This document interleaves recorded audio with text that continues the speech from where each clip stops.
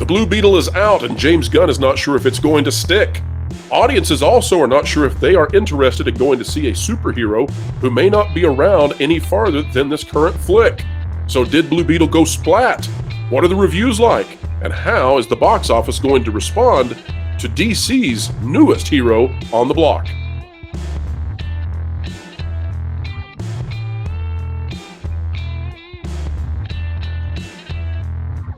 All right, folks, welcome back to another wonderful video here on the WDW Pro channel. It is, as always, a pleasure and an honor to have you join us. An attitude of gratitude is what we intend to display. Folks, if you like content like this, consider clicking the like button, share, subscribe, and when you click it, you stick it to the algorithms. It's the notification bell. Joining me to talk about Blue Beetle is, for the very first time on a dedicated video not called The Pro Show Live, Mark with a C. Welcome, sir, to the channel. Whew. Thank you. Thank you for having me on. It's a pleasure to be here talking about Blue Beetle. Everybody's talking about it, so let's do it. That's right. And Mark, you have seen the film. You sat through it. You've got your opinions. I don't know whether you liked it, disliked it, etc. We're going to find out together. And folks, don't forget that Mark is actually going to have a much more in-depth, full-on review of Blue Beetle on his channel. If you're not yet subscribed to his content, he is definitely somebody to be watching for on the YouTube scene. All right, let's get into our first article, though, talking about the Blue Beetle, because before we do this review, we need to find out what's the money going to produce. Well, here's what we've got from Anthony D'Alessandro on Deadline. Blue Beetle winging to #1 with $25 million. Oh, Anthony, you're so clever. Strays is doggy paddling to $8 million. Oh, Anthony. And at the Friday box office update. Yes, he's so clever. The puns, he's so punny. And by the way, folks, I'm going to be trying to go see this Strays movie. I've actually heard from people that I trust that this is a raunchy comedy worth seeing. And comedies have been dead. I mean, we haven't seen any good comedies in forever. So I'm looking forward to going and seeing it. It's been a while, yeah. Unless you count the unintentional comedy of The Flash, but let's not get into that. Well said. All right, Friday midday, here's what we've got. The early numbers show Warner Brothers DC's Blue Beetle with $9.8 million today and a $25 million opening at almost 4,000 theaters. This is higher than what others are showing, given the expectation that Latino and Hispanic audiences will show up tonight. This is from yesterday, folks. We're reading this. And during matinees, remember that Blue Beetle has all of the premium large format theaters, IMAX, premium upcharges working in its favor. Now, that's actually not a good thing. We'll talk about why in just a moment. Warner Brothers can boast second place in the fifth weekend of Barbie at 4,000 theaters. Good Lord, Barbie, you take up so much space. With a $6 million Friday, and that's only, again, a 40% drop. Barbie got legs. Barbie got legs. Now, Blue Beetle has an audience score on Rotten Tomatoes of 93%. Not sure I trust anything that's on Rotten Tomatoes. Of course, we've got Xolo Maridueña as the lead actor. We're going to find out from Mark what he thought about it. But here's what I want to go to. If we go down, where's it at? Don't know. Can't find it. It's somewhere in here, folks. But, here it is, Friday AM. Apologies. We'll leave this in, though, folks, so everybody knows what it's like when Pro screws up. But on the Friday AM, you can see that they actually expected, see right here, Blue Beetle is expected to take the weekend with 28 to 32 million. Now, when we compare what they had Friday morning to the midday update, you can see that it had dropped to a $25 million opening. So that means that what they are seeing at theaters is definite weakness with Blue Beetle. Now, Mark, you've seen the film, of course. So yes, are you at all surprised? Are you at all surprised that audiences are not showing up as expected? I'm not surprised just because of the marketing aspect of it. The same thing that worked for Barbie, I think is going to work against this movie. The marketing, where they want to put it to the Latino audience, and they're not giving the larger audience enough of a reason to go check out this movie. I actually enjoyed the movie, and that might not be a popular take, but since when does that stop me? Actually, I felt like it was a good little time waster. It wasn't like it was epic or a classic or anything like that. It's not going to save DC, but for what it was, I was entertained, and my 14-year-old son was too. Don't underestimate the star power of Xolo Maridueña. Yeah, he's very likable. We knew this from Cobra Kai, and I recognize this with my son because he's a big fan of Cobra Kai. So as soon as he sat down, I don't think he knew that he was in it. So he turns to me and he says, it's Miguel, so he's like got this big smile on his face and everything. That was a great selling point for him. And he did a good job as a leading man. I'm used to calling him a kid, but he did a good job. He was relatable, he was vulnerable, and I got the sense that he was having fun. He was giving it all he had, and you got to respect that. Well, now, Mark, I like that you like Blue Beetle. It makes me happy that this film is doing well. Theater owners are going to need every win they can get. And I'm gonna offer you up sort of what I'm thinking might happen with this movie. And this is consistent with what I've also said on the Latino Slant with Paulie over there. I said that I thought this movie would open soft. Now, I was thinking 29 million. It's coming in 4 million below my expectations. But then what I'm really considering is that this thing may have not the legs of Barbie, of course, but it may actually have some staying power as it gets positive word of mouth and as we see very little in the way of competition as the Hollywood strike really begins to take hold and we get this very slow drip of new content coming to theaters. Mark, do you think that Blue Beetle might be the kind of film that maybe people are going to hear, oh, it's not so bad, it's worth going to see, it's not great, not terrible, it's in the between, and maybe this will capture some folks who just want to go to the theaters to get out of the heat and take their kids? Absolutely. I do think that will be the case because that's exactly what it is. For those of us in this corner of the fandom and everything, the first thing we always ask is it woke? So that's a burning question, especially in the environment that we're in now. So many of these movies are so heavy handed with their preachiness and everything. But there's nothing here that really like attacks or insults anybody. You're relatively safe. I mean, you can find a few things in there. They do talk about certain aspects of I guess illegal immigrants, that's in there a little bit, gentrification, things like that, but it's not heavy handed. It's just something that these particular characters have to deal with. It's not like it's attacking anybody necessarily. So I do think that there's a certain level of enjoyment to be had here. If you're just going in to have, like I said, you're not going to have your mind blown. To me, anyway, if there was a Blue Beetle craze, I missed it. I don't think this is one of those properties that, is so popular that there's so much riding on this. I think that there are going to be people who go in and they're not too familiar with the character and they're just going to be along for the ride and they're going to enjoy themselves. This isn't like Star Wars where you have generations who are invested in Luke Skywalker and Han Solo and things. This one doesn't have that, where you can get so much so wrong. So I think it's relatively safe to just go in and just have a good time, or not. Everybody doesn't have to like it, but it's definitely not an offensive movie in like what we've been getting. All right, Mark. So one of the things that sort of, what would we say here, took the legs out from under Blue Beetle, pulled the air out of the excitement, perhaps, was in the trailer, there was a comment made that was negative towards Batman. Yeah. Did you see anything in that in the movie? Or would people out there, because I know this is one of the things we'll get in the comments if we don't address it, so we've got to. Yeah. People who were offended by that in the trailer, are they going to be offended in the movie or not?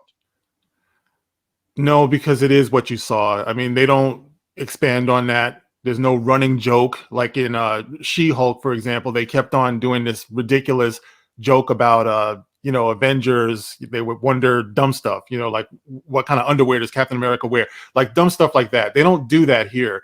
You hear that, that particular character, the George Lopez character, he's kind of kooky. As a matter of fact, his whole family, because it's about Blue Beetle, of course, Jaime Reyes and his family are very kooky, like they're kind of borderline crazy and everything, but they're kind of delightfully crazy.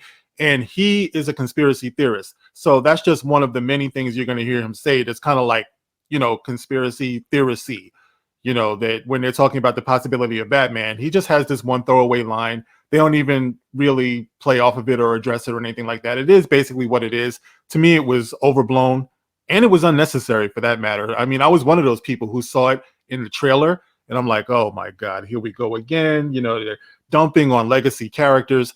But that's not really what we got. There was a reason for it. Like I said, he wasn't really to be taken seriously until something serious did happen. No spoilers. But even then, there was still this, certain level of whimsy and fantasy. I mean, basically, that's what it is. And I feel like that's where DC needs to be. except for Batman. Batman's got to be dark. But DC to me is more of a whimsical fantasy type of property. All of their stories, for the most part. But that wasn't really offensive to me. Well, I think, I think that is a fair way of explaining it. And now, anybody who's watching this video out there, you all get to make the decision, right? You don't have to support the film, but you can support the film, and you get to go in with your eyes wide open.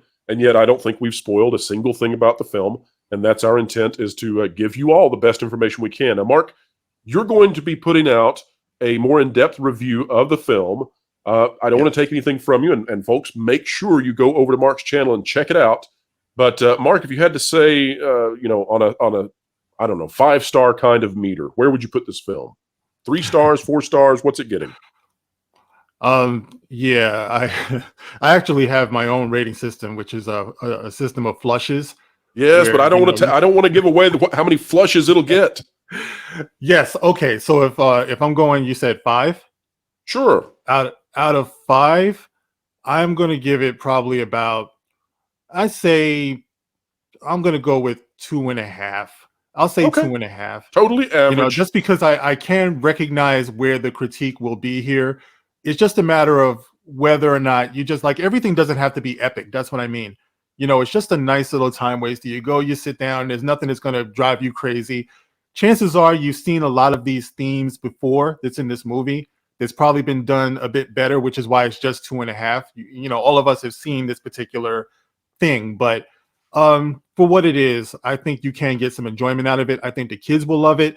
I think that Xolo, I think that he's got a great future. I think he's a great presence on the screen with a lot of potential. So he didn't drop the ball. So sure. Fantastic. All right. Well, Mark, there's one thing that we do on the weekends here on the Pro Show. Well, not the Pro Show, the Pro Channel. And that is that we read cues from you where members of the channel are able to send in special questions that we read in a dedicated video during the weekend. Would you mind joining me for just a moment while we read some of these and give an answer? Sure. All right, here we go. Just J10 says, what condition would Disney be in right now if they still had Reedy Creek, or more specifically, the ability to create new bonds? And Just J10, there is big news on the horizon for that. We expect to be covering that, and I hope with Andrew of Legal Mindset, Monday or Tuesday of next week. We're working on the scheduling, but Disney is now countersuing and claiming that the Central Florida Tourism Oversight District, CFTOD, if you will, is one and the same as Reedy Creek, and they think that they've been treated unfairly. Just as the other suits for Disney have not gone well, I don't think that will either, but we'll be covering that, so pay attention there because this story is not quite finished. It is a bad time for Disney. Bad time for Disney right now. And Mark, would you mind to read the... could you read the next one from Descripto? Okay, Descripto wants to know, what could be the worst case scenario for the people that awaits for movies/series if the strike goes the worst say possible? That would be no deal, one side surrenders, etc. as examples. Well, Mark, let's go to you on this. Mark, what do you think is the worst case scenario for audiences with this strike?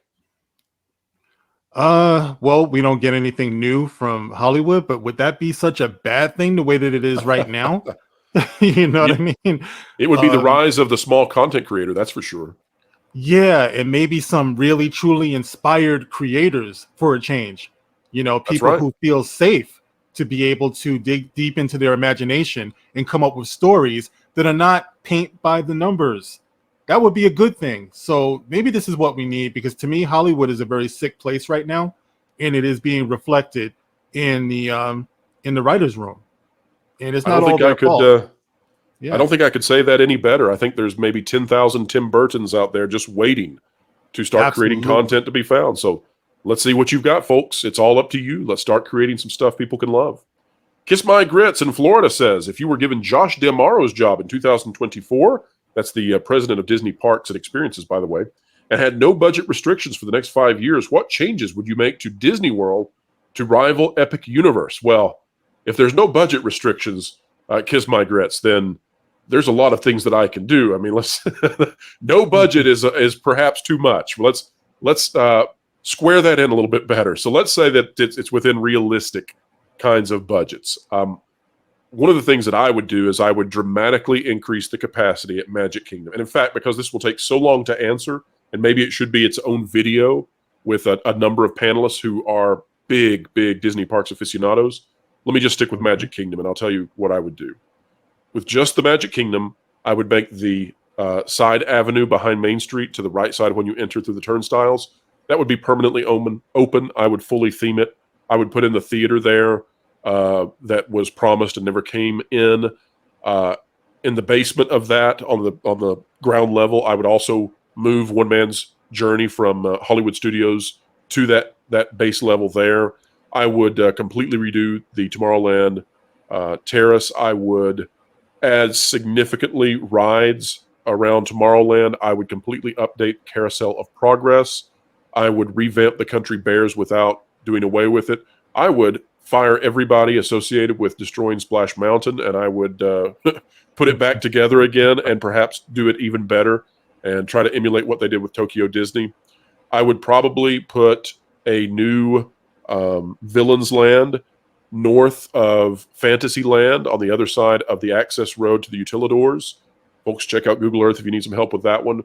And then additionally, I would put in an expansion, probably themed around the Jungle Book with a coaster on the southwest expansion pad of Adventureland and connect that with a hotel. That is what I would do if I had a tremendous but reasonable budget and I wanted to take on Epic Universe with Magic Kingdom. And make it all more affordable for slobs like me.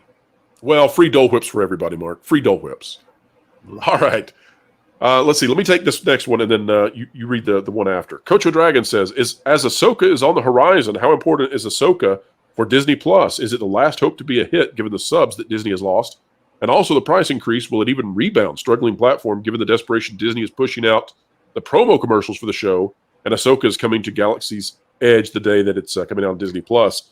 Mark, are you excited at all about Ahsoka? I'm sorry. Yeah, my same reaction. Mark, did you see? I don't think you've had a chance to see this. You and I were chatting before about your busy schedule today, but Mark, there's some images going around. They had a special fan preview of Ahsoka at Disneyland. Not well attended. I mean, I looked at the group photo, maybe 150 people there. They all have the same glow in the dark merchandise, and so that kind of indicates that they were brought in by Disney for the photo shoot. So not feeling too good about cute. Ahsoka. They're trying so hard to make Ahsoka happen, but most people don't even know who she is, man. I will say, I saw a clip today, and it didn't look terrible. So I am open, folks. I'm going to do a review. We may get Lauren to review it with me. I don't know how in the world Lauren is going to review it. He has such disdain now for Disney and for Star Wars, what they've done to his favorite franchise. But we'll try to do the review, and I'll keep an open mind all the way through it. All right, Mark, you want to get this one from Olaf Van Ness, a wonderful wrench/moderator of the channel? Okay. All right. So not sure if I'll be able to make weekend show. I don't know when it streams, but here's my 2 cents. I do believe Zegler was dropped ill-prepared from a kid to an adult to the media world of Hollywood with no or weak media training or proper audience. Hell yeah. Not entirely knowing when to talk or when to keep her mouth shut.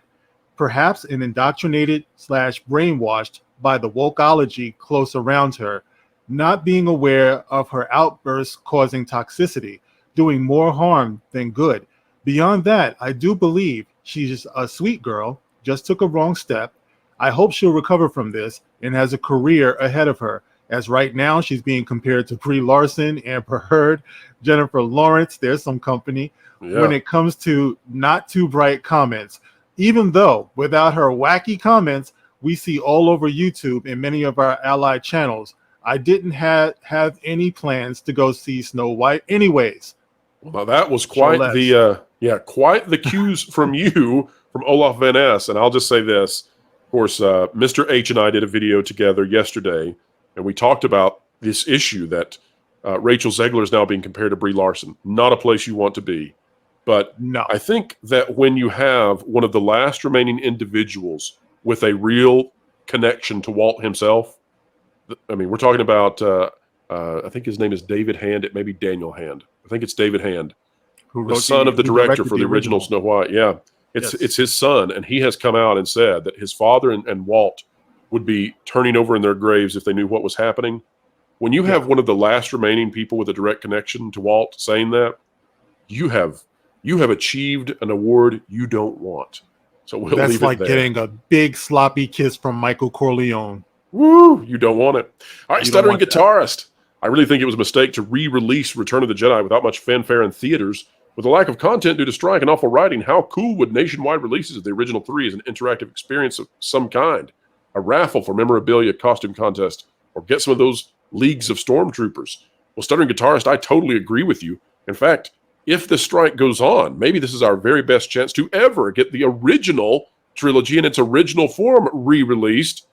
They'd have to get George Lucas himself to agree to it, but I'm here to tell you that would actually make some money for Star Wars, and that would be a nice change of pace. Mark, any thoughts? I would love to see it. I would love to see it in 4D that they're doing now, where Yes, they're we'll do with the 5D moving and get seat- smell-o-vision soon. they're right there. I would love it, but once again, you have to really be able to read the room, and Disney shows no signs or ability of being able to do that, so they're too out of touch, I believe. That's right. All right, Mark, get this one from Michelle C., please. Okay. Do you have an ETA for the That Park Place YouTube channel start date yet, or did I miss it? Well, Michelle, we will be announcing something along those lines on Tuesday, this coming Tuesday, when we do the celebration stream celebrating some of our dear friends and their channels getting those big milestones. We're so pleased that they've done that. And we're also going to be announcing some new information about That Park Place YouTube channel. Jonas J. Campbell is going to be heading that up. I'll also be joining him. And many of your other favorite content creators are going to be there as well as we begin to create an entire network of entertainment news coverage here on YouTube.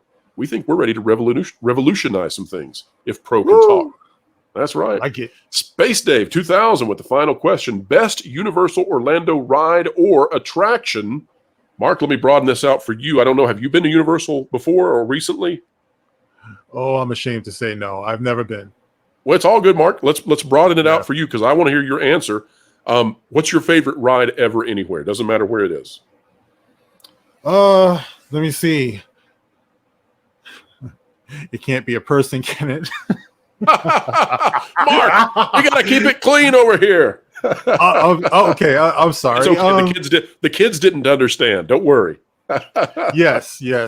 I'm keeping it local. Great Adventure, Six Flags around these parts. They had they had a Superman ride, a Batman ride, the Viper, like all of that stuff. I love those roller coasters, like the real, like smooth but crazy ones. And I have to be careful because I'm 6'5", so a lot of times when I get on these things, it's never scary until you get to the top. And then you see there's a little tunnel and you're wondering, am I going to clear that tunnel? But for the most part, I do love those roller coasters. And probably I think it was the Viper or Batman and Robin. I used to get on like all the time. So well, listen, the Viper was if you're 6'5", Mark, and you got on the Viper, you're a tough dude because that was a destroyer of every bone in your neck. You talk about some serious twists and turns on the Viper. Yeah, can't do it these days, but I used to love it. That's right. Was that the one that they did the advertisement where it strikes twice? Do you remember that? I'm not sure about that. I think that was the marketing slogan they had, and it had a little snake sound striking. But anyway, I digress. Space Dave, my answer to this one is, although there are fantastic new rides that have come out at Universal, I still have to go with a classic over there, one that I have loved many, many times, and that is the Hulk. I love that coaster. I think it is fantastic. My only criticism for the Hulk really is that when you are waiting to get back into the load and unload station, it can get really, really hot in that tunnel. Come on, Universal. You've had that thing for decades.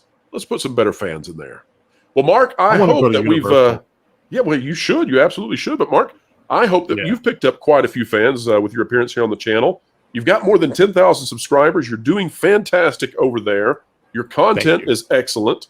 And, if this is the first time people are seeing your stuff here on my channel, well, I hope that they'll consider going over and getting that review of Blue Beetle coming out and checking out all the great content that you're producing. Mark, tell us a little bit about what it is you do over there and how people can find you in other places on the web.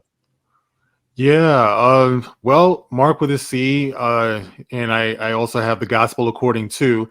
It has nothing to do with the Bible, it's just Mark with a C, which is what I've been As saying opposed my to entire Mark with a life. K. Ah, got it. Yeah, because whenever anyone writes my name, it's always Mark with a K. So most of my life, if I said anything more than anything, it's always been no, that's Mark with a C.